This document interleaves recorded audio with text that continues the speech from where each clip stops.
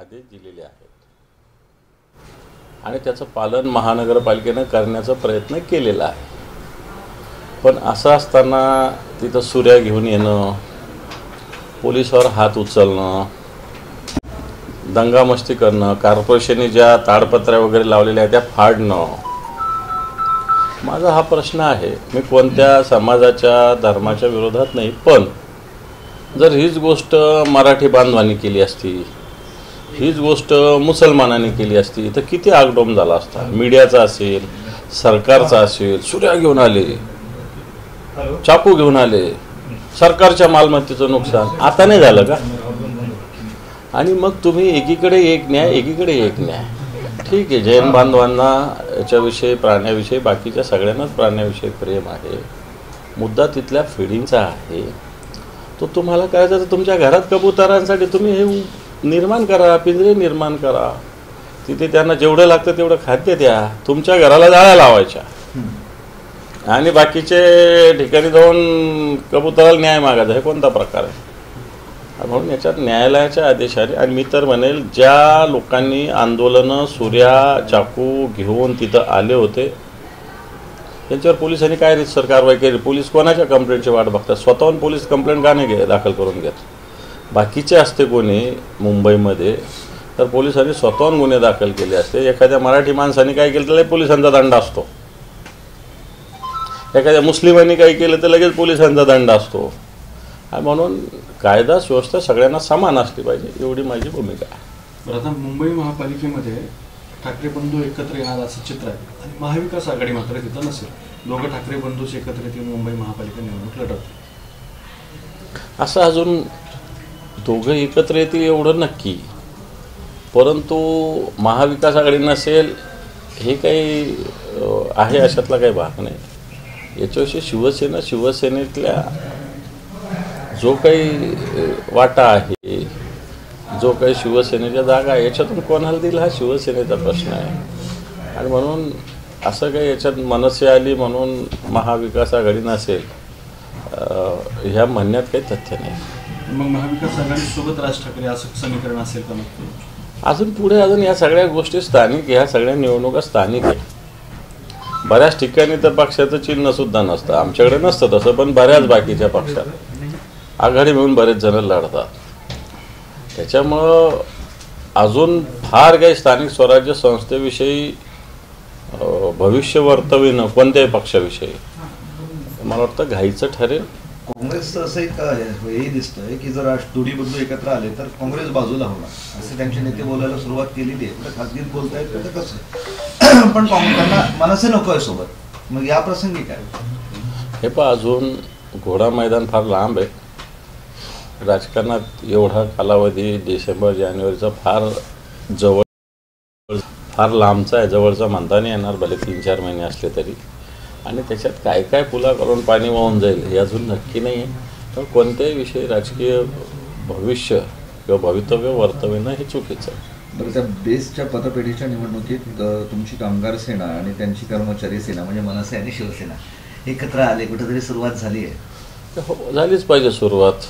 नाशिकला अशा पद्धतीनं बैठक झाली शिवसेनेच्या कार्यालयात, आणि त्याच्यामुळं अशा, आणि त्या पतपेढी म्हणजे कोऑपरेटिव्ह सेक्शनमध्ये मला तर वाटतं कोणताच पक्ष नसतो आणि नसला पण पाहिजे।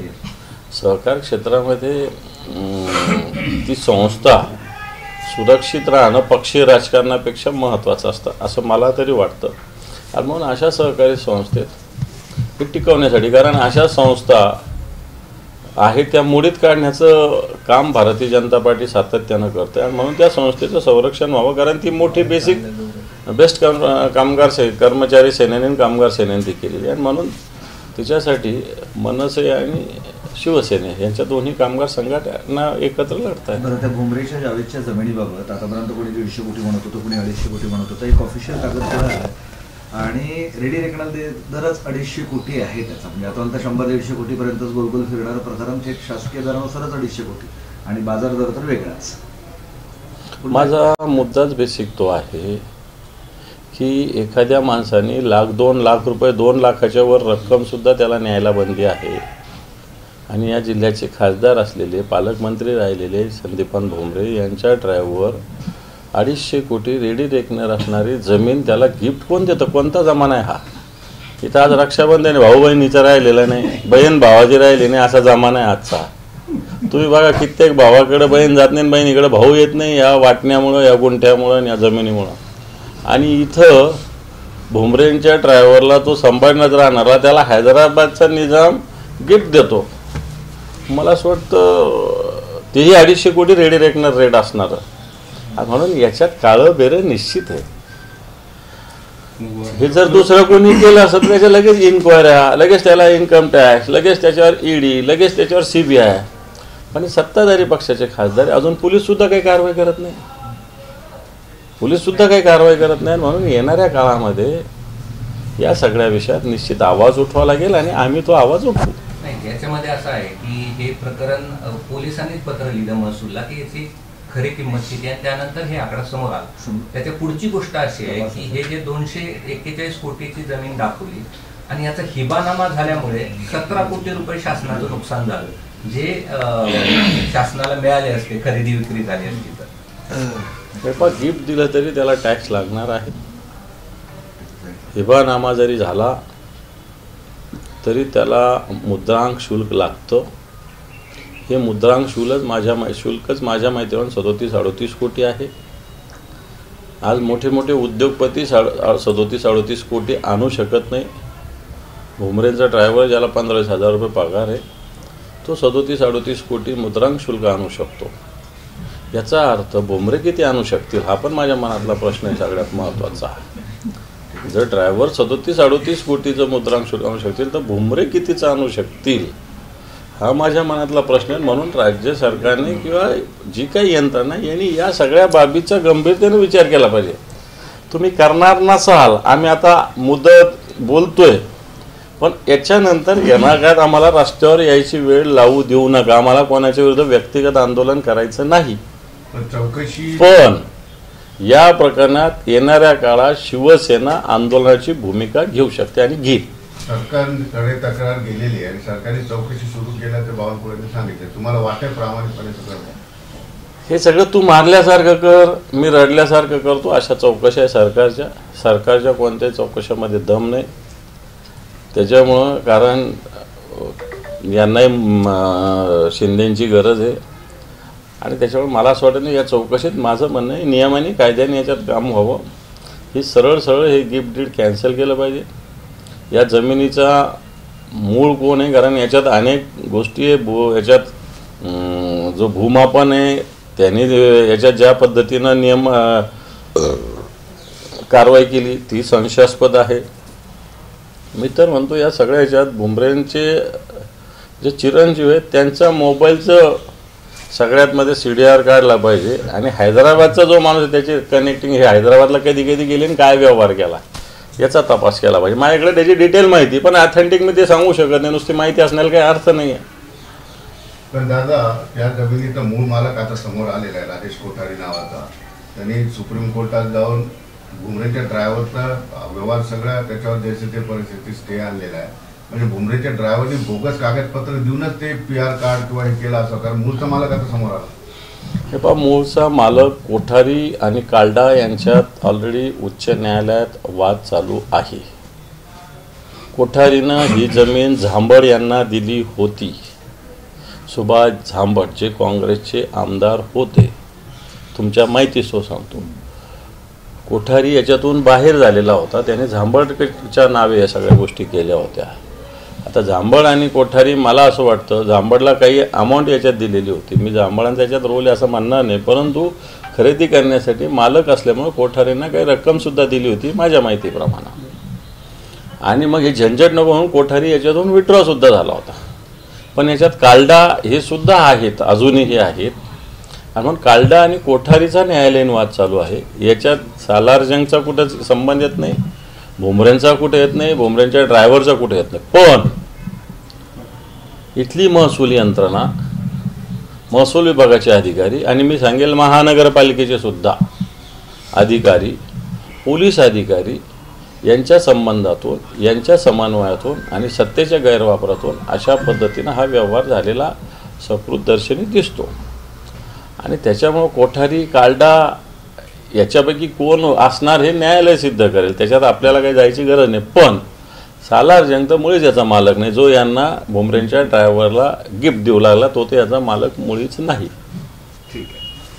सायन कोळीवाड्यामध्ये आदित्य ठाकरे आणि एकनाथ शिंदे समोरासमोर आले होते. तो तिथला पहिलाच कार्यक्रम होता आणि वरळीच्या त्या भागामध्ये एकनाथ शिंदे पहिल्यांदाच गेले होते. आदित्य ठाकरे दररोज जातात तिथे. भले आज सण आहे, नारळी पौर्णिमा, कोळी बांधवांचा मोठा सण असतो. आजपासून मासेमारीला पुन्हा सुरुवात होत असते. जी मासेमारी बंद झालेली असते पावसाळ्यामध्ये तिची सुरुवात आजपासून होत असते. आणि म्हणून कोळी बांधव मोठ्या आनंदात नारळी पौर्णिमा करत असते. आपण त्याला रक्षाबंधन हा वेगळा सण आहे, नारळी पौर्णिमा एक वेगळा सण आहे. म्हणून त्या निमित्तानं आदित्य साहेब तर कोळी बांधवामध्ये दररोज जातात. आता मी मुंबईत बऱ्याच वेळ असतो तर आदित्य साहेब कोळी बांधवांसोबत सातत्यानं बसणं उठणं त्यांचे प्रश्न हे सगळे करत असतात. एकनाथ शिंदे आज नाटक करायला गेले असते. पण दोन्ही कार्यकर्ते एकत्रित आले, बराच वेळ तणाव निर्माण झाला. त्यांच्याबरोबर कोण कार्यकर्ते होते? पोलीस होते. मी पाहिलं ते पोलीस होते त्यांच्यासोबत, कार्यकर्ते कोणीच नव्हते. कार्यकर्ते आदित्य साहेबांसोबत होते. कबूतर खाण्याचा विषय आज समजा त्या ठिकाणी झाला विषय.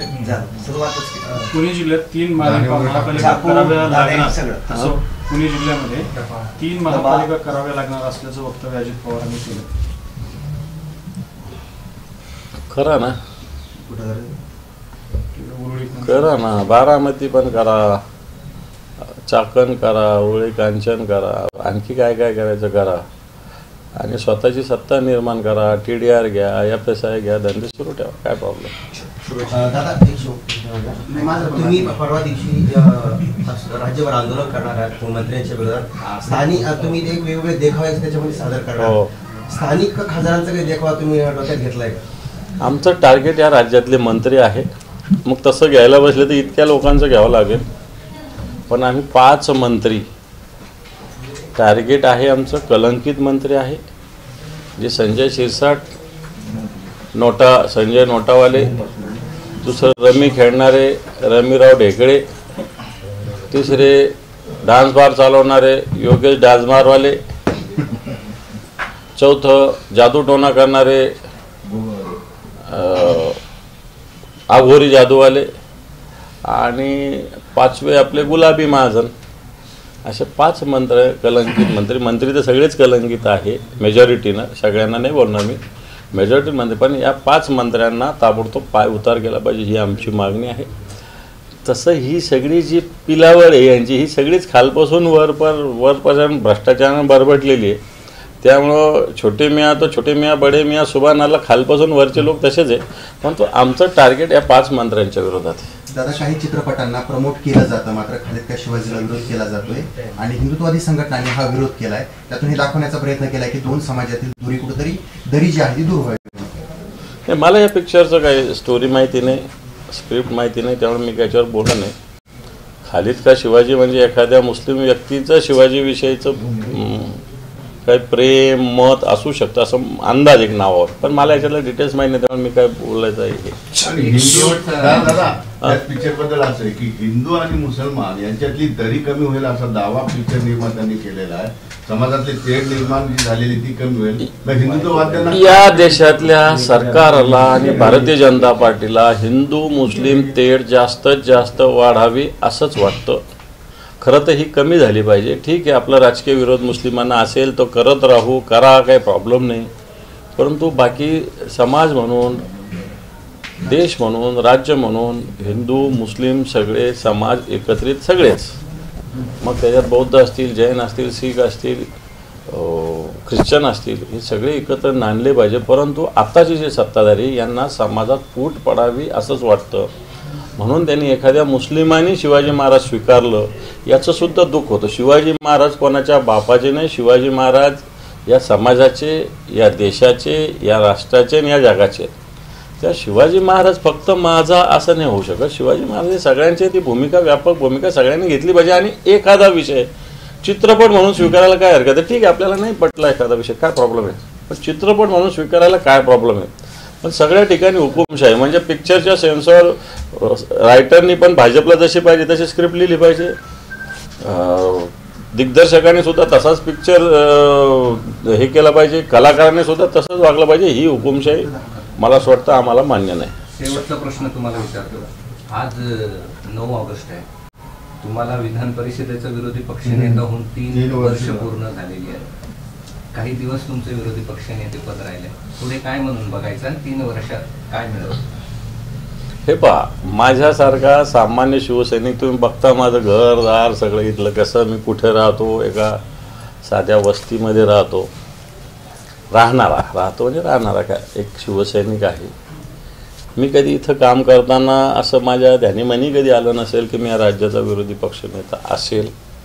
ठीक आहे, आम्ही काम करतो, मागच्या 30-35 वर्षापासून संघटनेचं काम करतो, पण तो शिवसेना प्रमुखाच्या आशीर्वादानं मोठी काम करण्याची संधी मला राज्यभरात, मी एक जिल्हा स्तरावरचा एक कार्यकर्ता, एक राज्यस्तरावर माननीय उद्धवजींच्या नेतृत्वाखाली मला काम करण्याची संधी मिळाली.